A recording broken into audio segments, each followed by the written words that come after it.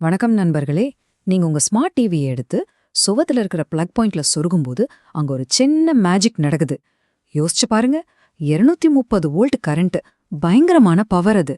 அது டிவிக்குள்ள போகுது. ஆனா உங்க டிவி வெடிச்சு சிதறதில்ல. அது எப்படி தப்பிக்குது? உள்ள அப்படி என்னதான் ஒரு சீக்ரெட் டீம் வேலை செய்யுது? வாங்க, இன்னைக்கு அதை பத்தி தான் பார்க்க போறோம். இதுதான் இப்போ நம்ம முன்னாடி இருக்கிற முக்கியமான கேள்வி. நம்ம வீட்டுக்கு வர அந்த 230 வோல்ட் பவர் ஒருவேளை உங்க டிவியோட ரொம்ப மென்மையான பாகங்கள் மேல நேரடியா பட்டா என்ன ஆகும்? டிவிக்கு உயிர் கொடுக்க வேண்டிய கரண்டே அதோட உயிரெடுத்துரும் இல்லையா? இந்த நம்பரை பாருங்க, 730 வோல்ட். இது சும்மா சாதாரண விஷயம் இல்ல, ரொம்ப ரொம்ப அதிகமான சக்தி.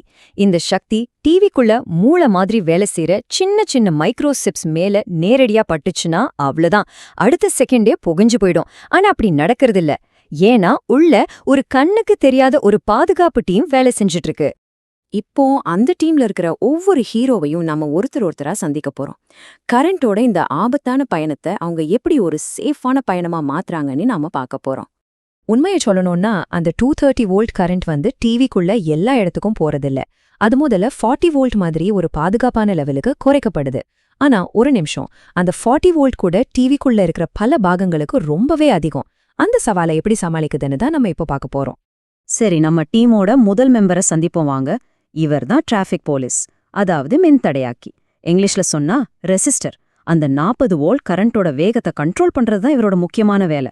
இந்த ரெசிஸ்டரோட முக்கியமான வேலை என்னன்னா, ஒவ்வொரு பாகத்துக்கும் எவ்ளோ கரண்ட் தேவையோ அதை மட்டும் ஒரு துளி கூட அதிகமாகாம கரெக்டா கொடுக்கறது.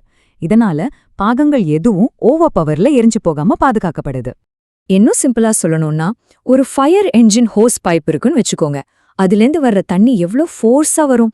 அதை நேரா ஒரு செடி மேல அடிச்சா என்ன ஆகும்? செடி பிஞ்சு போயிடும் இல்லையா? இப்போ அதே ஹோஸ் முன்னையில சின்னதா பூவாளி மாதிரி ஒரு ஷவர் ஹெட் மாட்டுறோம். தண்ணி எப்படி வரும்?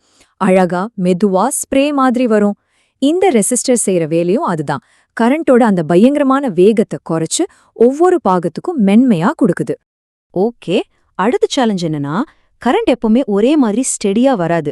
திடீர்னு வோல்டேஜ் ஏறும் இறங்கும், சில சமயம் சின்னதா ஒரு ஃபிளிக்கர் வரும். இந்த பிரச்சனையை சமாளிக்க நம்ம டீம்ல 2 பேர் இருக்காங்க.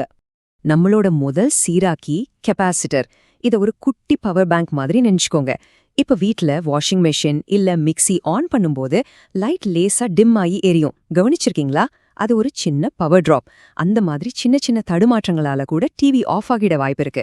அந்த மாதிரி நேரத்துல இந்த கெப்பாசிட்டர் தான் உடனே பவரை கொடுத்து சப்ளைய சீரா வைக்குது. கெப்பாசிட்டரோட வேலையை இன்னும் நல்லா புரிஞ்சிக்க நம்ம ஏரியா வாட்டர் டேங்கை யோசிச்சு பாருங்க.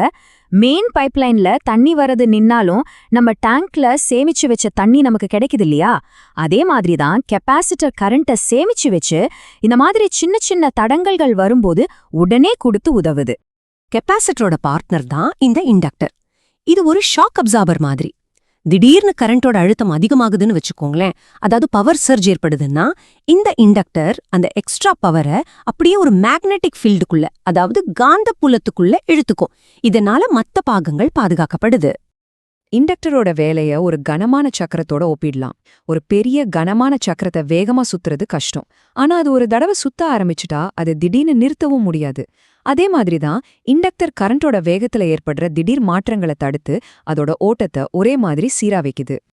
அப்போ இதுல ரொம்ப முக்கியமான பாயிண்ட் என்னன்னா, கெப்பாசிட்டர் எலக்ட்ரிக்கல் எனர்ஜியை சேமிச்சு வச்சு பவர் குறையும் போது சப்போர்ட் பண்ணுது. இண்டக்டர் மேக்னெட்டிக் எனர்ஜியை சேமிச்சு வச்சு பவர் அதிகமாகும்போது அதை உறிஞ்சிக்குது. இவங்க 2 பேரும் சேர்ந்து தான் வர்ற கரண்ட்டை பக்காவா சீராக்குறாங்க. இப்போ நம்ம டீமோட ஹெட், அதாவது இருக்கிறதுலயே பெரிய பிரச்சனையை சமாளிக்கிற ஆளை பார்க்க போறோம். நம்ம ஆரம்பத்துல பார்த்தோமே, அந்த 230 வோல்ட் பயங்கரமான கரண்ட், அத யார் ஹேண்டில் பண்றா? அவர்தான் இந்த டிரான்ஸ்ஃபார்மர். இதுதான் இந்த டிரான்ஸ்ஃபார்மரோட மேஜிக். அதிக வோல்டேஜ் வர சர்க்கியூட்டும் குறைஞ்ச வோல்டேஜ் இருக்கிற சர்க்கியூட்டும் ஒன்னோட ஒன்னு தொடவே தொடாது. ஆனா பவர் மட்டும் கடத்தப்படுது. இது எப்படி சாத்தியம்? வாங்க, இது எப்படி வேலை செய்யுதுன்னு பார்க்கலாம். முதல்ல 230 வோல்ட் கரண்ட் முதல் கம்பிச்சுருளுக்குள்ள நுழையுது. அப்போ அது ஒரு சக்தி வாய்ந்த காந்தப்புலத்தை, அதாவது மேக்னெட்டிக் ஃபீல்ட உருவாக்குது. அந்த காந்தப்புலம் பக்கத்துல இருக்கிற 2வது கம்பிச்சுருளை தொடாமலே அதுக்குள்ள இருக்கிற எலக்ட்ரான்களை ஒரு மாதிரி தள்ளுது. இந்த தள்ளுதல் மூலமா அங்க புதுசா பாதுகாப்பான 40 வோல்ட் கரண்ட் உருவாகுது. இந்த மேஜிக்கு பேரு தான் எலக்ட்ரோ மேக்னெட்டிக் இண்டக்ஷன். சரி, இப்போ நம்ம முழு பாதுகாப்பு டீமையும் ஒரு தடவை ரிவைஸ் பண்ணி பார்த்துடலாம் வாங்க. ஒவ்வொருத்தரும் அவங்கவங்க வேலையை எப்படி கரெக்டா செஞ்சு உங்க டிவியை காப்பாத்துறாங்கன்னு ஒரு சின்ன ரீகேப் பார்ப்போம். சிம்பிளா சொல்லணும்னா டிரான்ஸ்ஃபார்மர் அதிக பவரை கம்மி பவரா மாத்துது. ரெசிஸ்டர் அந்த பவரை பிரிச்சு கொடுக்குது. கெப்பாசிட்டர் பவர் குறையாம பாத்துக்குது. அண்ட் இண்டக்டர் பவர் அதிகமாகாம பாத்துக்குது. இந்த 4 பேர் கொண்ட டீம் தான் உங்க டிவிய ஆபத்தான கரண்ட்ல இருந்து பாதுகாக்கிற உண்மையான ஹீரோஸ். இந்த பாகங்கள் எல்லாமே பாதுகாவலர்கள் தான்.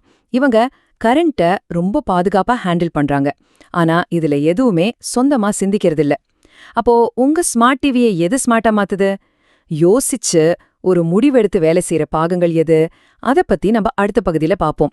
அது வரைக்கும் யோசிச்சுட்டே இருங்க.